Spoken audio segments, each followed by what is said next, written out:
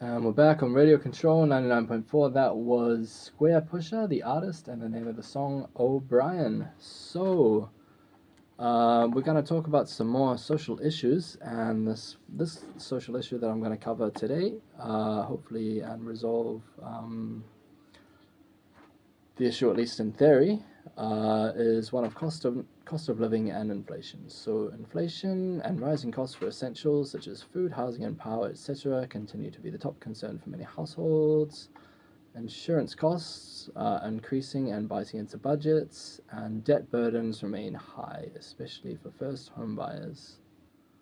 Right, so the issues at hand. The first one, inflation and essentials. Food, power, rent, and housing costs keep climbing faster than wages. Many families are forced to cut back on basics, fresh food, heating, transport, just to get by. It's not good.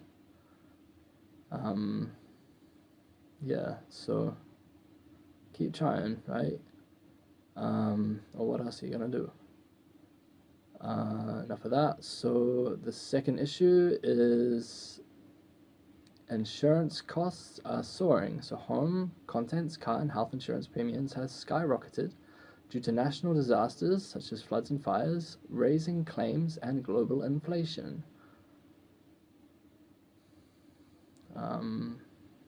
Yep.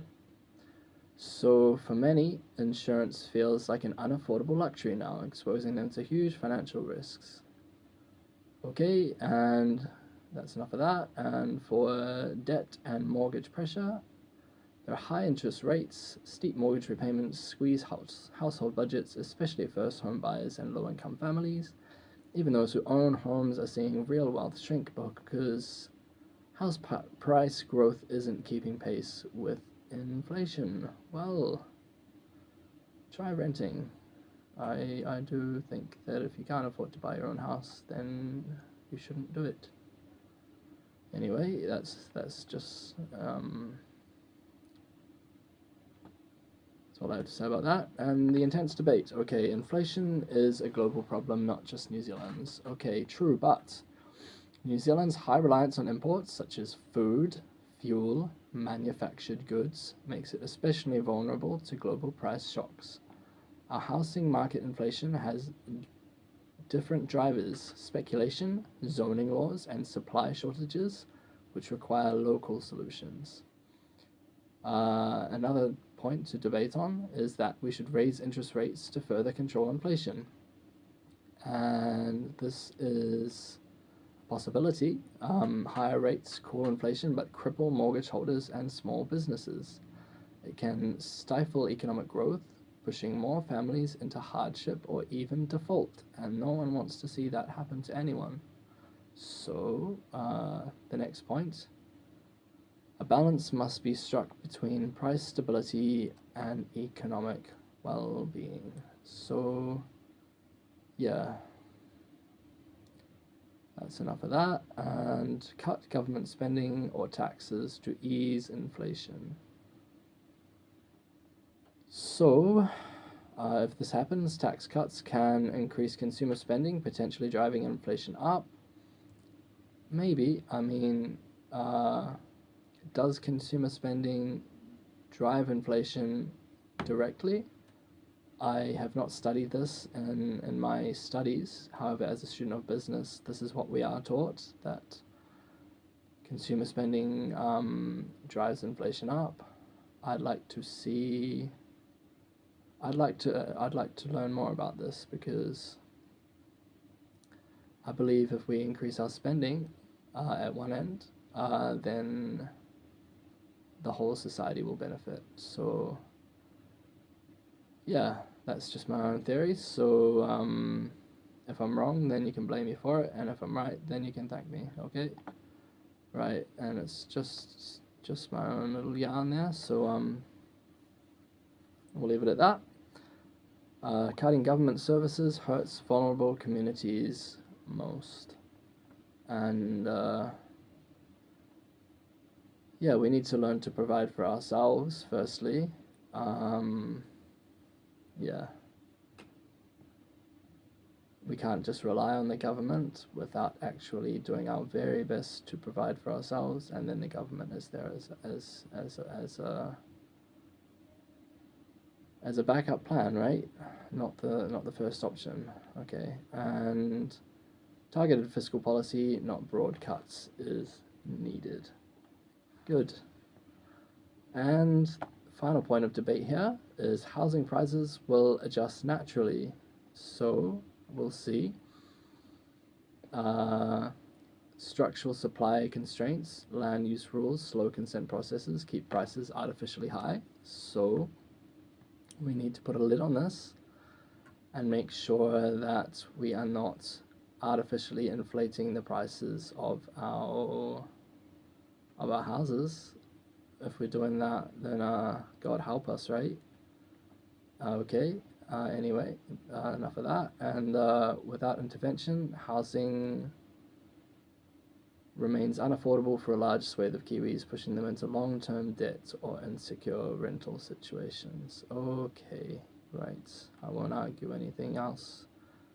I've already made my point clear on that. And so, the pathway that we can take to resolve these issues, let's see if we can resolve at least one thing, and then we have made some progress, right? So a targeted support for essentials, and introduce or increase subsidies for fresh food, especially for low-income or rural families, such as food vouchers or community gardens. I'm all for that. Expand energy support schemes, winter heating subsidies, low-income power discounts. I'm all for that. And lastly,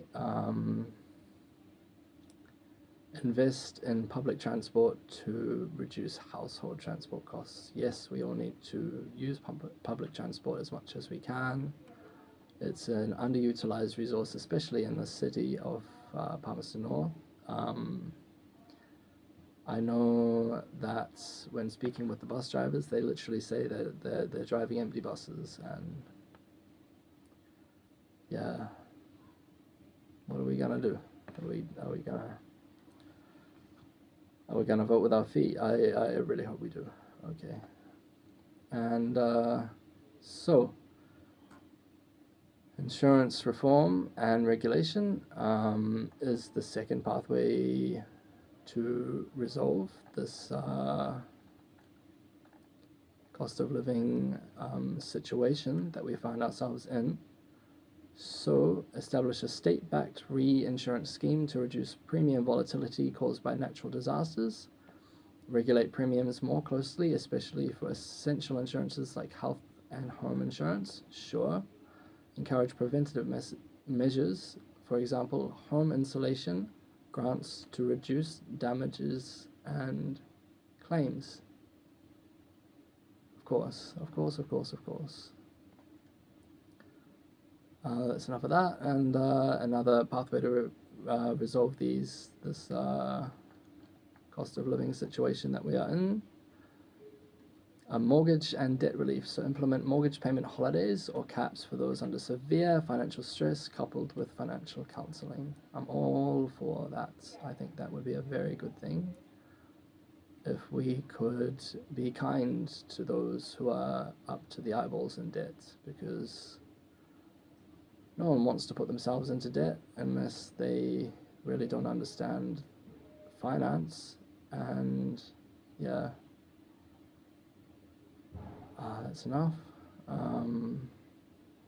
Support first home buyers through interest subsidies, shared equity schemes, or targeted grants. Yep, why not? And encourage banks to adopt responsible lending practices, balancing risk and fairness. Exactly, we need these things in a good economy, right? I think we do. And the next resolution, fix the housing supply problem. So fast track consent processes and incentivize construction of affordable housing. Well, that just makes sense. Okay, and reform zoning to allow higher density living near urban centers. Yes, why not? And support community housing providers to expand low-cost rental stock, of course, because while it's the Kiwi dream to have your own lot, I mean, I don't see anything wrong with renting if you can't afford to pay for a house. But if you want to take the long road with a mortgage, then that's completely up to you. Okay, and the final resolution is wage growth and living income. Push for wage increases aligned with inflation. I think they do that in many countries. So if they don't do that here, you should really push for that in your contract, especially in key sectors such as health, education, and retail. Explore living wage laws or expansions of minimum wage to improve purchasing power. I don't know. The minimum wage needs to keep pace with inflation. That's all I have to say.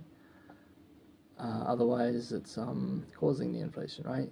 And that's just silly. So yeah, that's my own input there. That's my 2 cents. So whatever it's worth, enjoy, or yeah, use it as you will. Okay, and encourage collective bargaining and stronger workers' rights. So if you're not getting paid enough, then fight for your rights to be paid more. That's all I have to say.